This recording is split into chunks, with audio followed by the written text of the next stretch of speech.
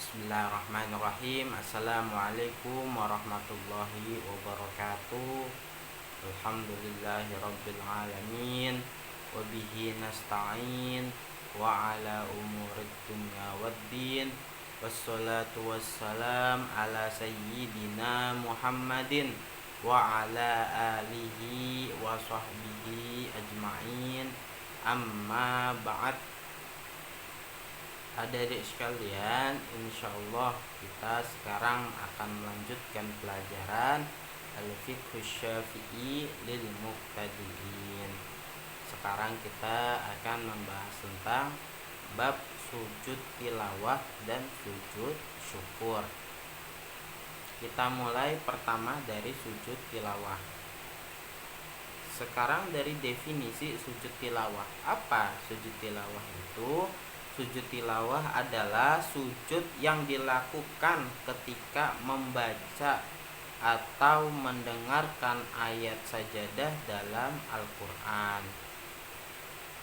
Itu adalah definisi dari sujud tilawah. Jadi ketika kita mendengarkan Al-Quran atau kita sedang membaca Al-Quran yang di dalamnya itu ada ayat sajadah, maka kita disunahkan untuk melaksanakan sujud tilawah. Hukum sujud tilawah. Yang pertama, sujud tilawah hukumnya sunnah bagi yang membacanya, baik dalam sholat maupun di luar sholat. Jadi sujud tilawah ini bisa dikerjakan baik itu di dalam sholat atau ketika kita di luar sholat. Ketika kita baca Quran kemudian ada ayat sajadah, maka kita juga disunahkan untuk melaksanakan sujud tilawah. Dan hukumnya sama bagi yang mendengarkan ayat sajadah, disunahkan bagi mereka untuk melakukan sujud tilawah. Jadi yang disunahkan melaksanakan sujud tilawah itu bukan hanya orang yang membaca ayat saja, tetapi orang yang mendengarkan ayat sajadah pun itu disunahkan untuk melaksanakan sujud tilawah. Yang kedua, sujud tilawah hukumnya bisa menjadi wajib. Ketika apa? Ketika kita menjadi makmum. Apabila imam melakukan sujud tilawah dan sebaliknya, apabila imam tidak melakukannya, maka makmum tidak boleh melakukannya sendiri. Jadi kalau misalkan kita sholat berjamaah, kemudian imam ini membaca ayat sajadah. Jadi imam itu takbir, membaca Al-Fatihah, kemudian membaca surat yang dimana di sana terdapat ayat sajadah. Setelah itu sang imam ini melaksanakan sujud tilawah. Allahu Akbar, langsung sujud. Gak pakai ruku ya. Kalau sujud tilawah dalam sholat langsung sujud. Nah, bagi si makmum ini harus wajib melaksanakan sujud tilawah. Karena apa? Karena mengikuti imam. Imamnya melaksanakan sujud tilawah. Sebaliknya, apabila imam tidak melaksanakan sujud tilawah, padahal misalkan di sana itu ada yang dibaca itu adalah ayat yang mengandung sajadah, ayat sajadah, maka si makmum ini nggak boleh melaksanakan sujud tilawah sendiri, padahal imamnya itu tidak melaksanakan sujud tilawah. Malah kalau misalkan makmum ini melaksanakan sujud tilawah padahal imamnya enggak, maka akan membatalkan sholat dari makmum.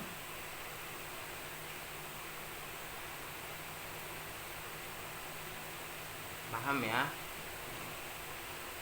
Kalau dia itu melaksanakan sendiri padahal imamnya enggak, maka sholatnya batal kalau dalam sholat. Sebab sujud tilawah hukumnya sunnah, sedangkan mengikuti imam adalah wajib. Jadi kalau imam melaksanakan sujud tilawah, maka makmum wajib mengikuti sujud tilawah. Tapi apabila imam tidak melaksanakan sujud tilawah, maka makmum tidak boleh melaksanakan sujud tilawah. Karena apa? Karena sujud tilawah itu sunnah, sedangkan mengikuti imam ketika jadi makmum dalam sholat itu hukumnya wajib. Apabila seseorang membaca ayat sajadah dalam sholatnya untuk tujuan sujud tilawah, maka sholatnya juga batal.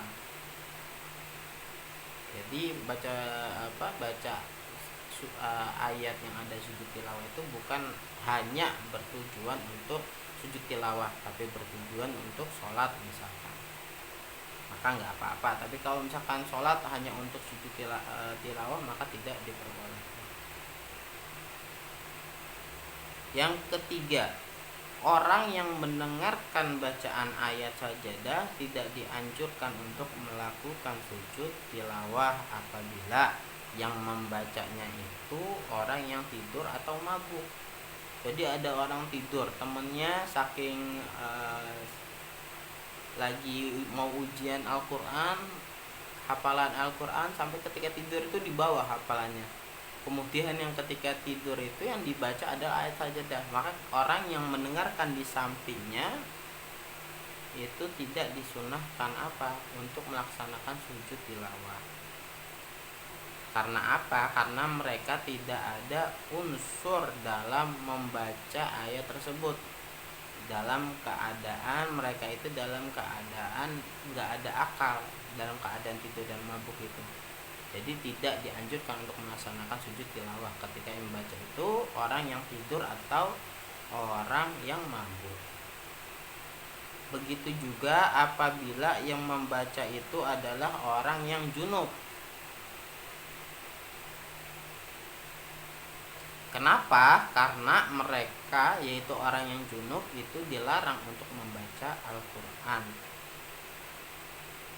Termasuk juga tidak dianjurkan melakukan sujud tilawah apabila seseorang mendengarkan bacaan dari rekaman, mendengarkan bacaan dari radio, mendengarkan bacaan dari TV.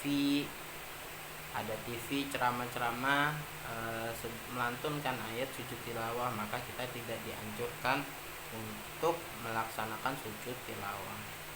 Kenapa? Karena yang terdengar bukan suara asli, akan tetapi hanya pantulan suara, bukan suara orang yang membaca sujud tilawah secara langsung, bukan. Kemudian beberapa tempat yang dianjurkan melakukan sujud tilawah di dalam Al-Quran. Pertama surat Al-A'raf, kedua surat Ar-Ra'd, ketiga surat An-Nahl, keempat surat Al-Isra, kelima surat Al-Maryam, keenam surat Al-Hajj. Di Al-Hajj itu ada 24, ketujuh ada 2 tempat. Yang ketujuh ada surat Al-Furqan, ke-8 ada surat An-Naml, ke-9 ada surat As-Sajdah, ke-10 ada surat Fusilat, ke-11 ada surat An-Najm, ke-12 ada surat Al-Insyiqaq, dan yang terakhir ada surat Al-Alaq. Ini adalah tempat-tempat yang di dalamnya itu terdapat ayat sajadah, sehingga ketika membaca ayat tersebut baik di dalam sholat ataupun di luar sholat disunahkan untuk melaksanakan sujud tilawah. Sekarang bagaimana tata cara melaksanakan sujud tilawah? Yang pertama di luar sholat. Kalau di luar sholat itu gimana? Apabila sujud tilawah dilakukan di luar sholat, maka caranya adalah berniat, kemudian takbiratul ihram sambil mengangkat kedua tangannya, lantas bertakbir lagi untuk turun sujud tanpa mengangkat tangan. Kemudian sujud 1 kali sebagaimana sujud dalam sholat, jadi 2 kali sujud. Kemudian bangkit dari sujud, lantas salam tanpa membaca tasyahud. Sujudnya 1 kali, sujud tilawah itu 1 kali. Jadi ketika misalkan lagi di dalam sholat, ini di luar sholat. Di luar sholat ketika kita membaca Al-Quran lagi duduk seperti ini, kemudian kita membaca ayat sajadah. Ketika itu sudah selesai ayat tersebut, maka kita bertakbir Allahu Akbar. Dalam keadaan duduk enggak apa-apa, kita bertakbir Allahu Akbar langsung sujud. Paham ya? Langsung sujud 1 kali aja. membaca doa sujud sajadah, kemudian bertakbir lagi untuk duduk kembali untuk melanjutkan bacaan. Gitu. Jadi bertakbirnya ada dua. Pertama takbir takbiratul ihram, kemudian kedua itu takbir ketika mau sujud. Takbiratul ihram bangkit dari sujud lantas salam tanpa membaca tasyahud. Jadi ada salamnya. Ketika setelah sujud bangkit dari sujud kemudian salam. Assalamualaikum warahmatullahi wabarakatuh. Assalamualaikum warahmatullahi wabarakatuh. Tanpa membaca tasyahud. Takbiratul ihram dan salam harus ada dalam sujud tilawah. Demikian juga dalam sujud tilawah harus memenuhi syarat seperti dalam sholat, yaitu suci dari najis, hadas, menghadap kiblat, menutup aurat, dan yang lainnya. Jadi misalkan ada teman kita membaca ayat Al-Quran yang di sana itu terdapat ayat sajadah, maka ketika kita itu dalam keadaan najis, maksudnya dalam keadaan ada hadas, maka kita tidak boleh melaksanakan sujud tilawah. Karena sujud tilawah ini juga hukumnya sama seperti orang yang sholat, keadaannya itu harus suci, harus menghadap kiblat. Misal kita tidak menghadap kiblat melaksanakan sujud tilawah, itu tidak diperbolehkan. Sujud tilawah itu harus menghadap kiblat. Terus kita apabila misalkan di kamar mandi, terus di sana itu ada teman kita di luar yang sedang hafalan Quran sujud tilawah, maka kita tidak boleh melaksanakan sujud tilawah di dalam kamar mandi. Karena apa? Aurat kita itu terbuka. Jadi sama hukumnya ketika melaksanakan sholat, harus suci dari hadas, kemudian harus baik pakaian, tempat, kemudian apa? Harus menghadap kiblat dan menutup aurat. Sekarang sujud tilawah di dalam sholat. Apabila sujud tilawah dilakukan dalam sholat, maka caranya adalah bertakbir untuk turun sujud dan kemudian bertakbir lagi untuk bangkit dari sujud tanpa mengangkat tangan. Dan wajib dalam sujudnya itu niat sujud tilawah. Kalau di dalam sholat berarti berbeda dengan yang atas itu apa? Dengan tidak salam. Kalau kita di luar sholat maka ditutup dengan setelah sujud tilawah itu salam. Tapi kalau dalam sholat itu tidak. Misalkan imam bertakbir sholat jamaah, kemudian membaca Al-Fatihah, kemudian membaca ayat Quran, yang di sana itu terdapat ayat sajadah. Maka setelah membaca tersebut, imam kemudian bertakbir lagi langsung sujud untuk melaksanakan sujud tilawah.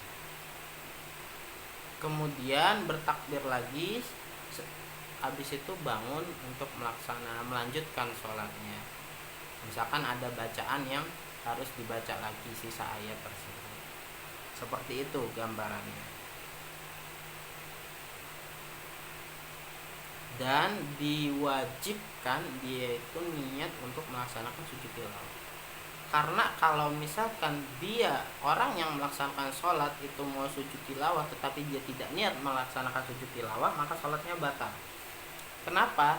Karena dia menambah gerakan dalam sholat dan dia tidak ada niat untuk melaksanakan sujud tilawah.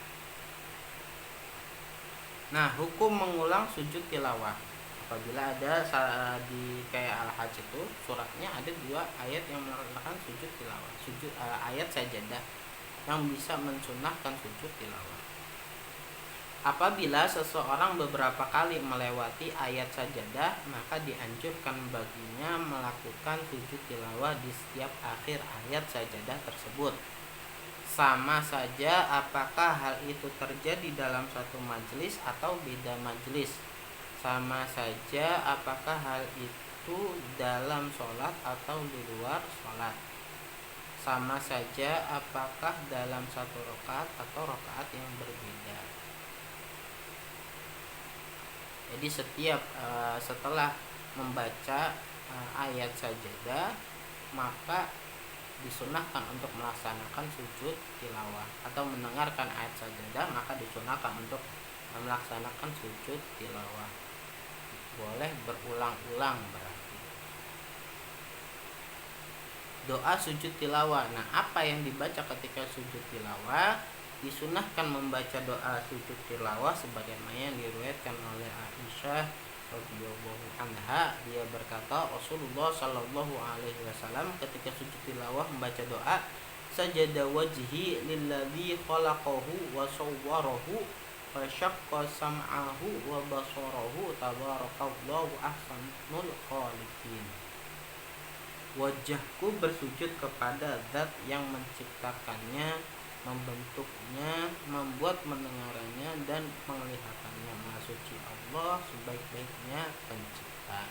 Itu adalah doa yang dibaca untuk melaksanakan sujud tilawah.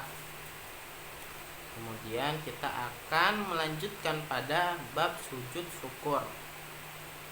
Dianjurkan kepada seorang muslim apabila mendapatkan suatu kenikmatan atau terlepas dari musibah untuk melakukan sujud syukur.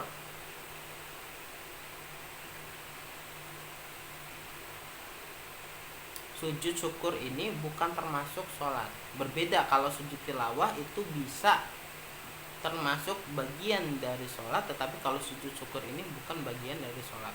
Jadi sujud syukur tidak dilakukan ketika kita melaksanakan sholat. Apabila dilakukan dengan sengaja di dalam sholat, maka sholatnya menjadi batal. Karena apa? Karena sujud syukur bukan bagian dari sholat. Berarti kalau kita melaksanakan sujud syukur di dalam sholat, itu sama saja kita menambahkan rukun, menambahkan gerakan yang tidak disyariatkan oleh agama, maka batal sholatnya.